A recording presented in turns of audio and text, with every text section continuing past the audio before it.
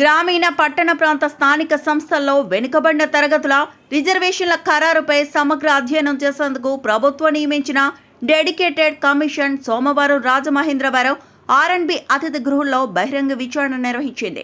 Commission chairman Rajiv Ranjan Mishra అధ్యక్షతన సమావేశం నిర్వహించారు.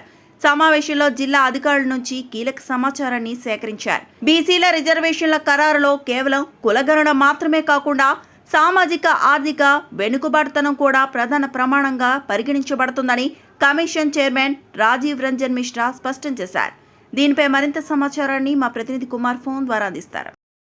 ఓకే పార్వతి, రాష్ట్రంలోని గ్రామీణ పట్టణ ప్రాంత స్థానిక సంస్థల్లో వెనుకబడిన తరగతుల బీసీ రిజర్వేషన్ల ఖరారుపై సమగ్ర అధ్యయనం చేసేందుకు ప్రభుత్వం నియమించిన డెడికేటెడ్ కమిషన్ సోమవారం రాజమహేంద్రవరం ఆర్ఎండ్బి అతిథి గృహంలో అయితే బహిరంగ విచారణ నిర్వహించింది.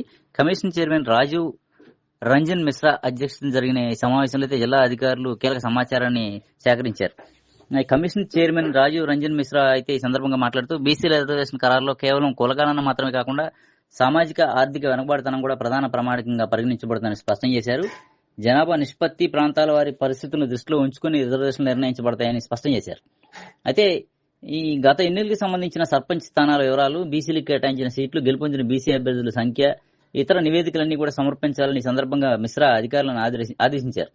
అలాగే బీసీల సామాజిక ఆర్థిక స్థితిగతులపై ఇప్పటివరకు నిర్వహించిన సర్వేల వివరాలను కూడా అందజేయాలని కోరారు. వివిధ కుల సంఘాల ప్రతినిధుల నుంచి వినతులు కూడా సేకరించి ప్రతి నియోజకవర్గంలో బీసీల జనాభా నిష్పత్తిని పరిగణలో తీసుకుని రిజర్వేషన్లు ఖరారు చేయడం జరుగుతుందని కూడా ఆయన ఈ సందర్భంగా బీసీ సంఘాల నేతలకు అయితే స్పష్టం చేశారు.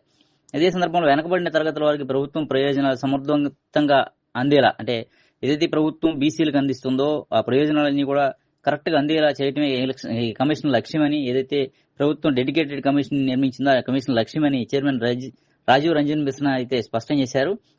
బహిరంగ విచారణలో సేకరించిన వినతులను సమగ్రంగా పరిశీలించి ప్రభుత్వానికి నివేదిక అందజేస్తామని కూడా మిశ్రా స్పష్టం చేశారు.